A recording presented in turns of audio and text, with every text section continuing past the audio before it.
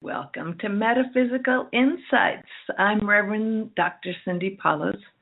I decided to start the show Metaphysical Insights a little while back because I am very, very excited about how many great connections we're able to make through the University of Metaphysics and University of Sedona.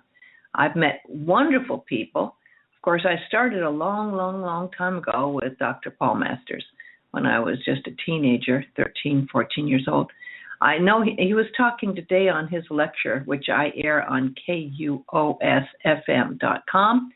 And every morning on Sunday, I do a lecture at 9 o'clock Pacific Standard Time, which is now the same as Sedona time. And then I follow it with the Mystical Insight, which I record. I get sent a Mystical Insight to record. And then I put on I think we have a wonderful friend of mine. Let's see. Aloha, welcome. Aloha. I'm sorry my schedule had me enslaved, but I was not going to miss your show. How are you today? I'm so glad you called in, Ivan. We're talking to Dr. Ivan Young, who's been with the metaphysical development part of our organization, University of Metaphysics, for many years. I am just honored that he's here. Dr. Ivan Young continues to tear down barriers and transform lives. His simple, direct, and uncomplicated discussions spark new thinking, and they've healed many broken people. You're very insightful, Doctor, and yet you have a kind of provocative teaching style, which is very direct, and you've helped so many relationships on the basis of what you do. Plus, you have a couple of books, right? You have Break Up, Don't Break Down, and the latest book, Another Chance, Where You Can Be Without One. Where You Be Without One, I gotcha. And you have been involved in metaphysics for quite a long time, and I've even seen you on some wonderful TV shows. I would like to talk about how you've gotten to the point of success and the confidence and help you exude in your work. So thank you so much for calling in, Dr. Young. No. First, I want to apologize for being a few minutes tardy. But one thing I've learned that is if you have an opportunity to do anything, especially something that can impact the lives of other people, that's not about your self-gratification. That's really about you being part of someone else's transformation. So I'm just really, really excited to be here. Well, when did you start with the university? Was it back at before the University of Sedona? Were you involved when it was the University of Metaphysics? Well, yes and no. I believe that all of us are part of a great wave or great frequency wave, and we're basically the particulate of God's breath. It's probably the best description that I can give it, and even that is an inadequate description at best. However, my journey put me in situations on a consistent basis that caused me to stop and truly look at, what's going on here? Why are you here? What are you doing? Why are you doing what you're doing? And moreover, how is that affecting your life in general? As I started my journey exploring these conversations with self and others, it didn't take me long to realize that there's something bigger going on than me. We are part of a flow of energy that is no accident whatsoever. We're part of something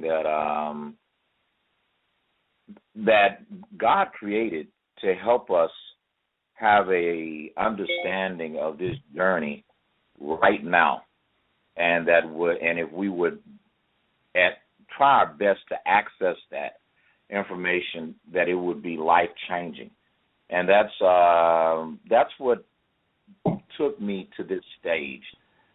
After finding that out, I realized that I was just scratching the tip of a much bigger iceberg.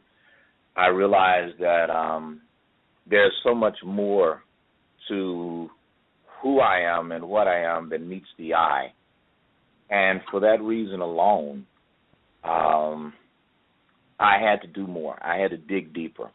I had to stop allowing what I call a lot of church folk, and I'm not knocking people who go to church, so please don't anybody write me. I'll probably say something really crazy to you, but what I'm saying is God wants a direct relationship with us, and in that direct relationship, he offers so much more than someone else spewing their version of a story that's been told to them. God wants you to have your own story to tell about what you saw with him and what you did with him.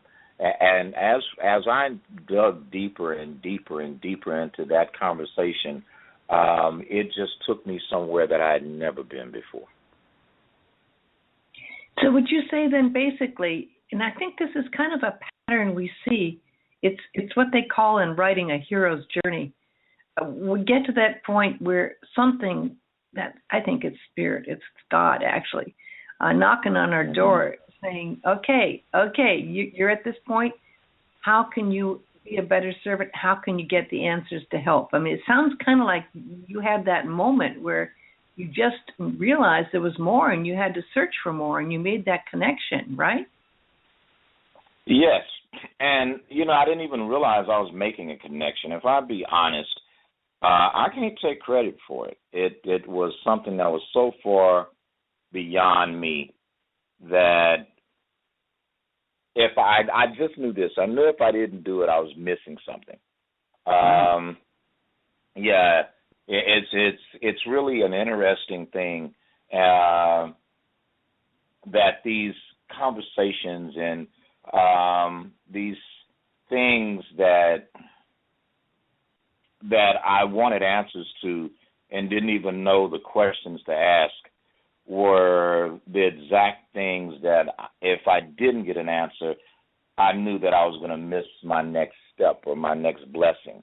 So I started wanting to get a clarity on, God, what is your voice? And better yet, what do I need to do to position myself to hear it?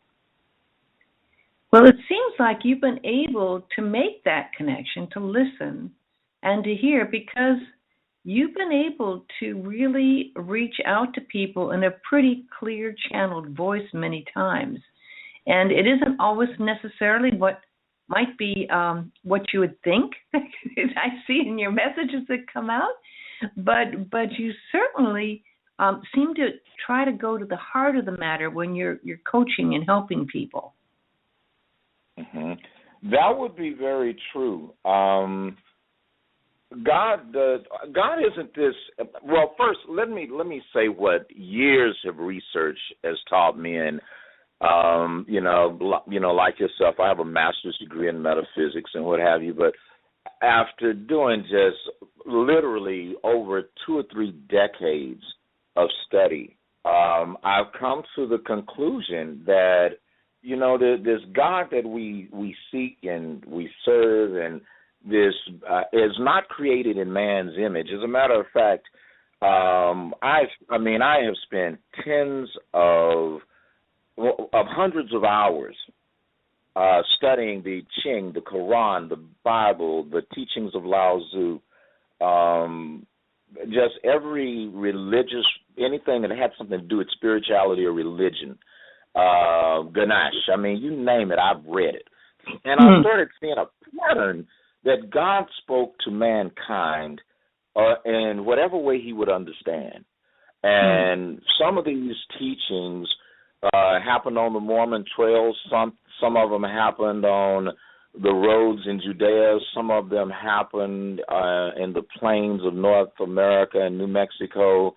Some of them happened with the Konas and on Kona with the Kahunas.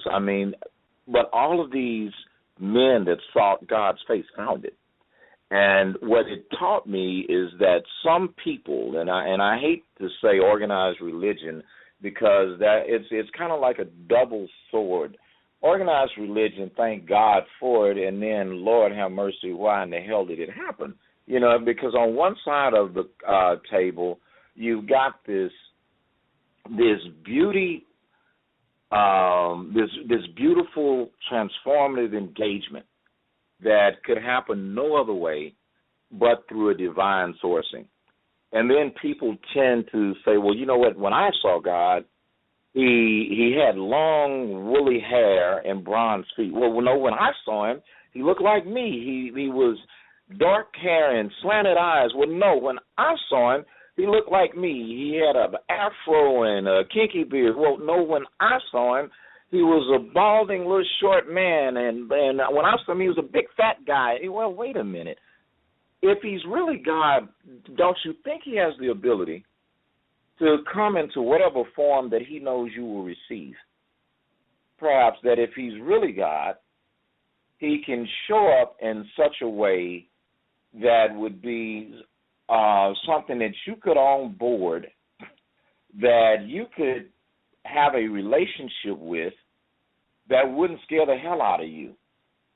If he's really God, don't you think that he had an ability to present himself in a way that wouldn't frighten you? And see, what man wants to do when he talks about transcendence, especially in the West, and in the East, we seek nirvana. In the West, we seek to be, I don't know what the hell we seek to be, but it's this perfected, non-human human, which is impossible for you to be. The narrative that's passed down through time is God is angry. Well, as a scientist and as a clinician, anger only comes from that which we do not understand. It comes from that which we fear, from that which we cannot control nor embrace. What is it that God fears? What is it that God doesn't know? What is it that he can't control? I mean, it would be likened to me saying to you, drive my car, dear, and I know you're going to wreck it. I know when I gave you the keys, you were going to wreck my brand new car. And then you wrecked the car, and I'm mad? Well, how am I mad if I knew you were going to wreck it? And moreover, how am I mad if I can just think of a car and it manifests? If I can just not even need to repair that one, I can just think, and that one disappears and a new one just like it appears. Why would I be mad? So, and that's the power of God. God is omniscient. He's omnipotent. He's all-knowing. And then he's ethereal. He's ethereal. He's not bound by time and space. God doesn't have to wait on anything. So all of these things about God is frustrated. That's again, us fashioning God in man's image. God is angry. And then we have these narratives that are really, that exist to teach us to think at a much deeper and more profound level. One of these narratives in the West is the Christian religion and the thing of Satan falling from grace and there's a war. First of all, if God could just speak and snap his finger and a universe come into existence, you don't think he could just think and speak and make a whole bunch of people that were trying to fight him go away? You know what I mean? So there's a lot of foolishness. And I know I'm offending people because when people hear that goes against their traditions, they typically are offended. But if you would just stop and think for a minute, doesn't that make a lot of sense? That if God does exist, and if in fact God exists, how could there be anything he didn't control? How could there be circumstances that were beyond his grasp? How could you do anything that would cause him to really not understand you, when in fact he knew everything that you would do before you were born? In one narrative it says, he yet knew you before you were ever in your mother's womb. He yet knew you. He knew this very day the number of hairs that would be on your head. So how can you be offensive to a God that knows you to that degree? I think, and, through everything that I've read in the Bible, the Quran, the Ching, all of these texts that I've read, is that man is a spiritual being. We come into the flesh in human form to experience the contrast of what we call everyday life or existence, that when we come to this experience, there is no instant manifestation. Time is linear. So we have to wait on things. We get to see the awe of creation. And if you really think about this, my dear, there's so many things that we see in